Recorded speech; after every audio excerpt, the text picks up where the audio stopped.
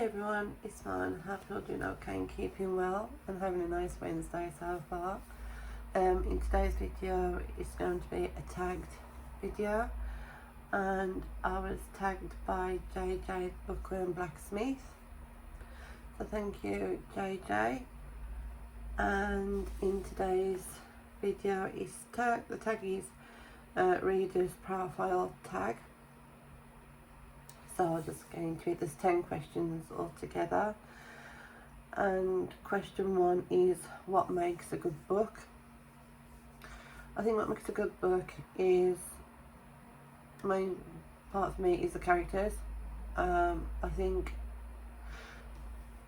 particularly in regards to the main character, you need to have a connection with, for it to be a good story, an enjoyable story. Yeah, you need to have a connection with the side characters, but I think the main character you need to have a connection with. They're the ones leading you through the story, so I think you need to have a connection with the main character. Also the world building, to enjoy the realms or enjoy the story in its entirety. I think the world building is important, and the descriptions of things. So yes, I think, but to me more important is the main character. I think if you've got the main character right, then you're in for a good time. If the other gets the main character right, then yeah, you're in for a good time. Question 2. What are you currently reading? At the moment I'm still reading Blood Canticle, The Vampire Chronicles by Anne Rice. That one. I'm on page 250 and chapter 22, and so far so good. I'm enjoying it. It's slow but sure progress. It is a different style of pace of writing for Anne in regards to the start. But so far so good. I'm really enjoying it, and I'll give more at the end when I finish the book, like when I do my review. But yes, I'm enjoying it so far, and I do apologise about my nose. I've got a bit of a runny nose at the moment. But yeah, I'm enjoying it. So far so good. Sorry. Question 3. What's the last book you didn't finish and why? The last book I didn't finish was Alchemized by, I can't remember the author's name. I can see the cover, I can see the title, I just can't think of it. I think it's only a short name, but I can't think of her name. But yeah, it was Alchemized, the book Alchemized. I just couldn't get into it. Try as I might, I couldn't get into it. I think it was a draw by, drawn into by the hype. It sounded good, the synopsis sounded good, and I thought, I'm going to enjoy this one. Like a dark dystopian, dark romance. I thought that's going to be right up my alley, but I just never had a feel for it. I could not get into the story. I could not,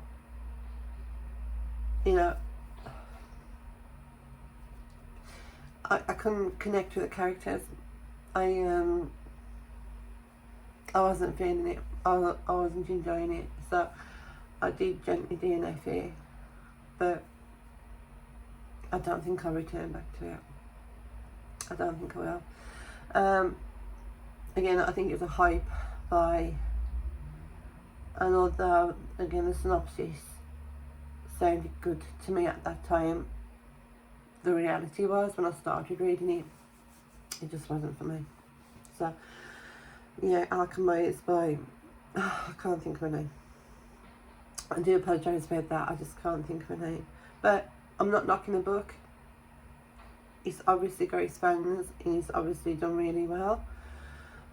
And things, you know, it sounded like a great book, a great story, but it just wasn't for me. It is a case of me in this moment. It just wasn't for me.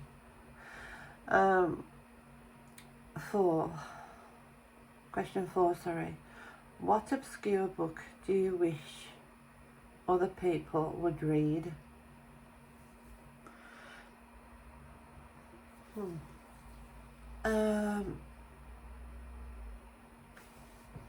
I'm not sure. What obscure book do you wish other people would read? I don't know.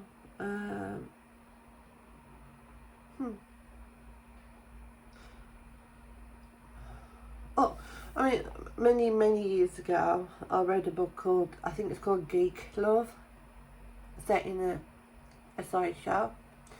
And that was a strange little book. It was enjoyable. I forget what it was about now. It's been that long since I read it, but I think it's something to do with was it some kind of like murder mystery or something like that, set in the sideshow? I think it was. But yeah, that was kind of an obscure book for me. I have read some disturbing books in my time. But obscure book, I'm not sure. Unless you can class Abarat by Clive Barker as obscure. That's set in a strange world. But I'm not sure if that would be classed as obscure. No, I'm not sure it would be, but obscure book. I'm not sure. I'll probably think of one when this video is done and like, oh, we should have put down the video now, but off the top of my head it's 7:30 in the morning. I'm really not sure.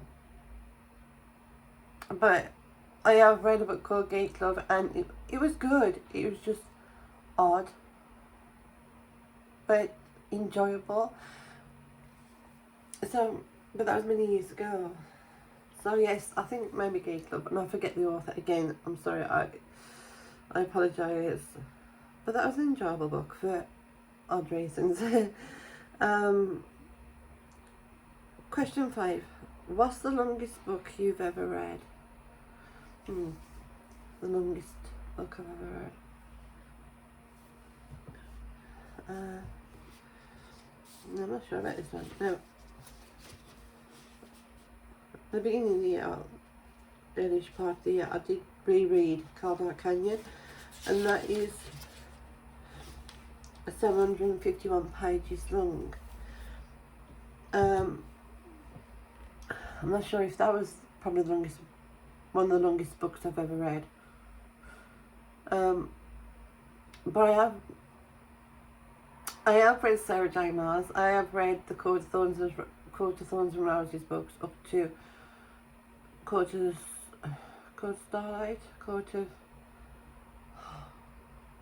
Frost and Starlight. I never continued after that one. What's that one? Is it Court of Mist and Fury? I remember that being a long book. I remember that being a really long book. So it might be a Court of Mist and Fury. I'm not sure if that's longer than Cold Canyon. But I'm not sure.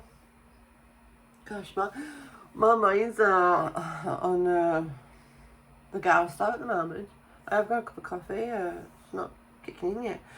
I'm gonna have to say Cold Dark Canyon. I think Cold Dark Canyon, a recent read, is Cold Dark Canyon by Clive Barker, and again that's 751 pages long. So I'm gonna have to say Cold Dark Canyon at the moment, I think. But I've read books longer than that. I just can't remember, and I can't think it off past 7 in the morning. So yeah. Question 6: If you could have a dinner party with 5 fictional characters, who would they be? I have pre-planned this one. I'll be honest, I have pre-planned this one. You'll all be happy to know Lestat isn't mentioned in this one. So, yes, if you could have a dinner party with 5 fictional characters, who would they be?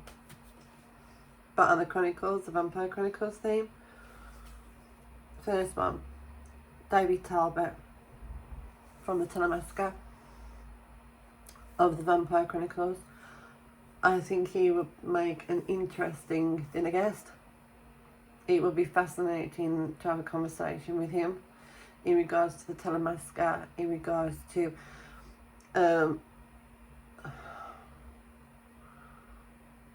the history of the Telemasca, the knowledge of the archives in the Telemasca, in regards to supernatural beings. Oh, sorry, my nose. In regards to supernatural beings, and he is a fascinating man. It would be interesting to hear about the goings on in the mother houses of the Telemasca, and it would just be a joy to be around. You know, his knowledge, his intellect, and just his calming aura will make a perfect dinner guest. Another fictional character would be Jem Flockhart from the Jem Flockhart series by E.S. Thompson.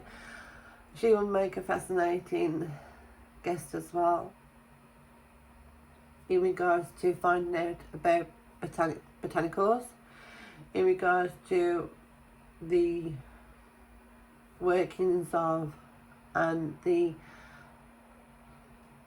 workings of working as an apothecarist, as a crime solver.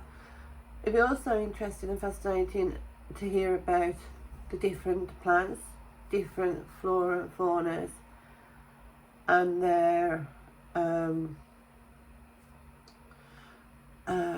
medicinal purposes, and also about the poison gardens, the poison gardens and things like that. So yes, Jem Flockhart. The third one's a little bit of an odd choice, but Flora the Bee from The Bees by Lillian Paul. She's an interesting little character. She's a character in her own right, and yes, she's a bee.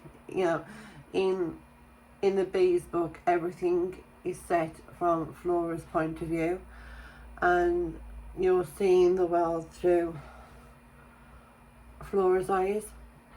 So basically, you are her, she's you. You are seeing her points of view, and you are seeing the world through her bee lens, if you like. She's a lovely little character, and as I said, she's a character in her own right, or she's a bee, but she's a character in her own book, in her own right. And it will be interesting to hear her talk, and to listen to her, in her words, about how she survives in her little world, as her survival, the survival of the hive that she's part of, the the survival of the queen of the hive and how she defends and works for the hive. And she's just a beautiful little character.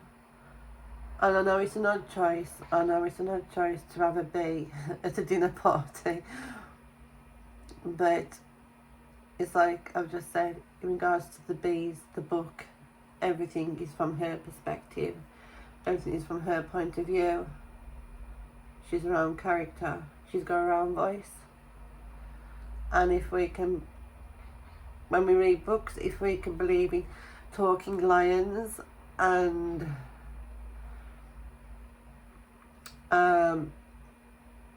talking spiders and talking pigs and things like that, then it's not that strange to believe in talking bees when reading stories. So yes, Flora, the bee from the bees. Sorry. Question. Oh, sorry. The fourth guest I would like to, have a dinner party would be Orpheus, Lord of Dreams and Nightmares, from The Sandman by Neil Gaiman. And I think he would be an interesting character to meet. I think it would be wonderful to hear from the Lord of Dreams and Nightmares how the dream world works, the concept and the workings of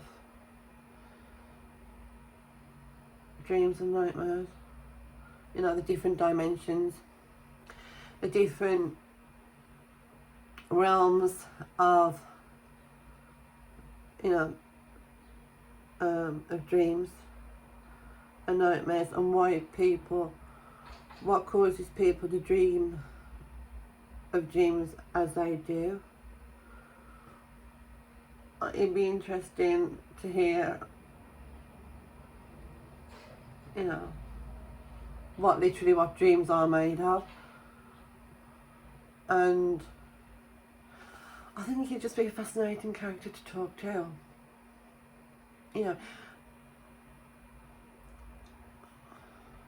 And if he speaks, if he was real and he spoke the way the actor does in the TV program, what's his name? Tom. Oh, I can't think of his last name. I can't think of his last name. But the way he portrays Dream, Orpheus, he's got that soft, lulling, sensual way of speaking that kind of, obviously is Dream, he's the Lord of Dreams and Nightmares, but he's just got that kind of voice that kind of lulls you in and makes you feel relaxed and soothed and just at ease. Obviously that's probably quite reached up, but it's just got one of them voices. He's got one of them voices but it just makes you feel as again soothed and comforted to be in his presence. So yeah, I think Orpheus would be a great dinner guest. And the fifth guest I would have as a dining guest is Lylesburg from Cabal, by Clive Barker. Lylesburg's the guardian of the tribes of the moon in Cabal. And I just think he'd be kind of like having Dream as a guest. Very kind of comforting, a comforting being. And I think it would be interesting to hear about the law a bit more in depth from the guardian of the tribes of the moon. I mean, obviously, he does say what stays below remains below, I think he says. so he might not be that much, forthcoming to tell us all about the secrets of the tribes of the moon, but it just would be interesting to hear him talk of the lore of the tribes of the moon, and to find out more about Midian and about the Nightbreed. Lalsberg is a wonderful character. I like Lalsberg. I find him a comfort character.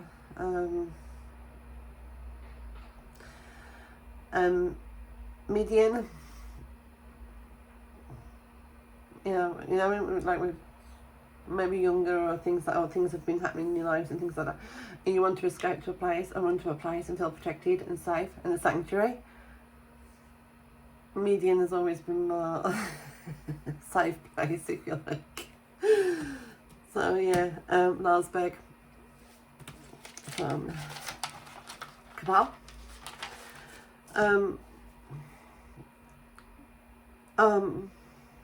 Sorry, question 7.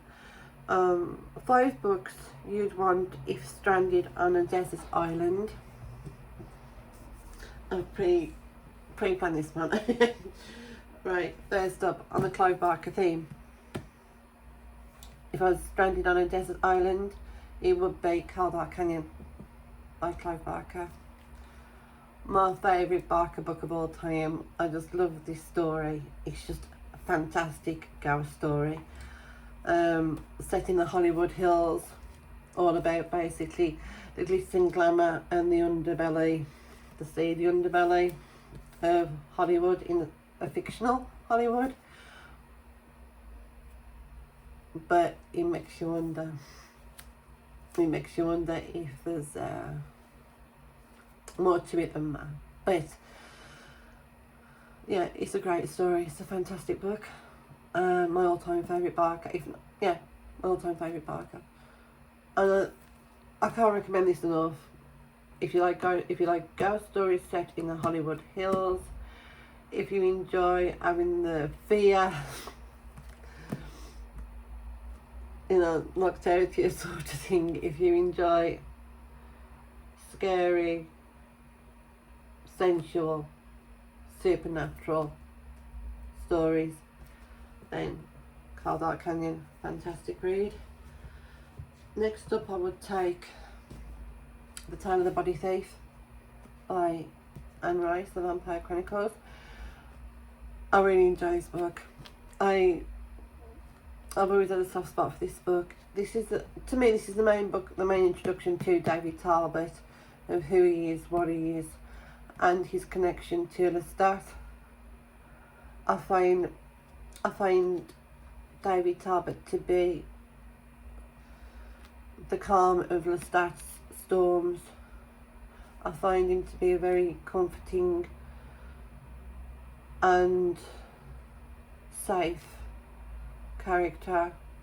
I know there's many people out there who will disagree with me. I know David Talbot has got his haters out there, just as Marius has. But I see things from a different perspective in regards to David Talbot. I think he has been painted into a false context. I think he's been took way out of context in regards to some of the scenarios in this book or in other books what David Talbot's mentioned in. And I think he is being judged by today's standards. But I find him a wonderful character. Again, a calm of Lestat's storms and a constant to Lestat at times when he needs it the most, and a companion and a confidant. And I love David Talbot. I think he's an interesting, knowledgeable man, and I know he's only a fictional character, but next up, stranded on a desert island, I would hopefully have in my possession Beloved Poison by E.S. Thompson. This is the first book of the Gem Flockhart series, and it's the first book that got me into E.S. Thompson or Elaine Thompson's work. Again, I have been a fan of Elaine's ever since. Fantastic historical thrillers set again in an apothecary with the apothecarist Jem Flockhart, and she and Will Quartermain, her male counterpart, solves crimes in Victorian London, and they're just fascinating, enjoyable reads, and you can literally just get lost in these books, as in enjoy them that much that you're a part of them, that you're there with them, and every description, every, you know, the way Victorian London is portrayed in this book, it's like you're actually there. And the sights, again, the sights, the scents, the smells, the scenery, the characters themselves. There is some darling characters in this one, in all the books. Like Mrs. Speedycut and Mrs. Rose Plucker, but yeah, just great historical thrillers, fictional thrillers. Very much enjoy them. And next book of the five I'd have hopefully with me, again to reflect, is The Bees by Lanine Paul. I've never read a book like it. I've never read a book like this, taken all from the perspective of a bee. And she, like I said previously, Flora is just a fascinating little character. How she survives in her little world, the things she has to do to survive, not just for herself, the hive and the queen bee of the hive. And you know, how she serves her purpose in life. And it's just an amazing read, well written, and like for the author to put herself in the mindset of a little bee, incredible. It's an incredible world, and it's a fascinating insight. Just the possibilities of what these little beings do to help us and to protect themselves and their home and their homes. Recommended. Fantastic read. Really, really good. And just on a lighter note, to make things a little bit more more chucklesome, should we say, I would hopefully have Never the Bride by Paul Mayers, the first of the Brenda and Effie series. Just enjoyable, fun reads set in a bed and breakfast, albeit a unusual bed and breakfast in Whitby, with our little hostesses, Brenda and Effie, and they're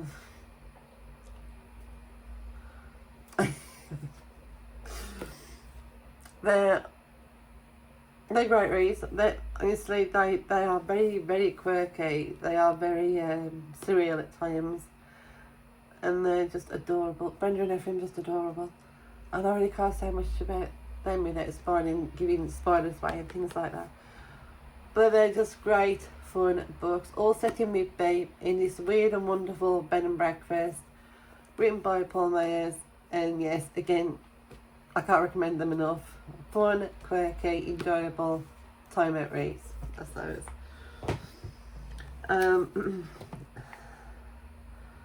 Question 8.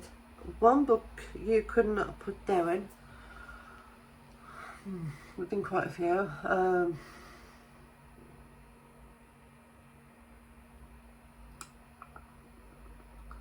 Too many to mention. I'll be honest. Too many to mention. Obviously, Cold Dark Canyon, what I read, I think I couldn't put that down. You know, and this was probably I don't know how many times I've read this book now. I've read it a few times, but every time I just cannot put it down. Just a great supernatural ghost story. Fantastic. I'm not sure. I've read that many books that literally were unputdownable. I'll be all day and I've been eating like 30 minutes of teas. But yeah, waffling on. But yeah, there's been too many to mention. I've been too many to mention. Question 9. 5 books or authors you will never read. I can't say because I always think never say never. And even if it's authors that you think, no, you know, not my cup of tea and not my jam and things like that, you never know. You might be in that frame of mind or mood or impulse to give them a go. So I can't say there will ever be 5 books or authors I will never read because I just don't know. I enjoy a variety of genres, and I've enjoyed many authors over the years, and of course I got my favourites, but I can't ever turn and say, you know, I'll never read any authors because I just don't know.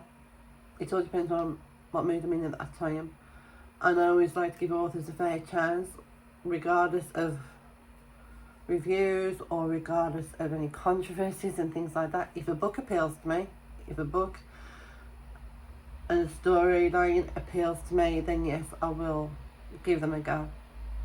Sometimes I gently DNF them by the wayside. Sometimes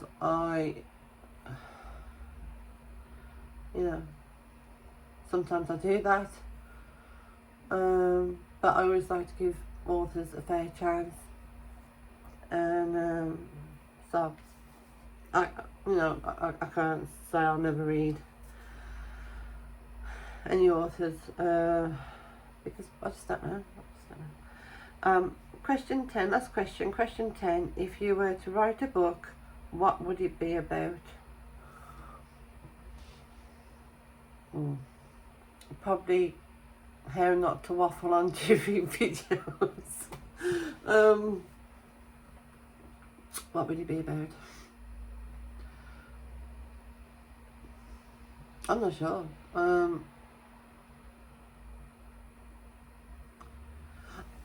Like in the past, I have wrote little short stories and poems and things like that.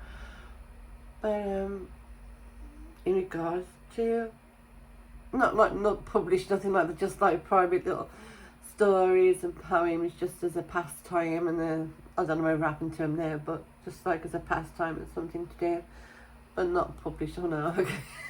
No, but it wasn't really my works. I don't know. If you ever tried a book, what would it be about? Very likely vampires. Very likely vampires or something. Yeah, maybe vampires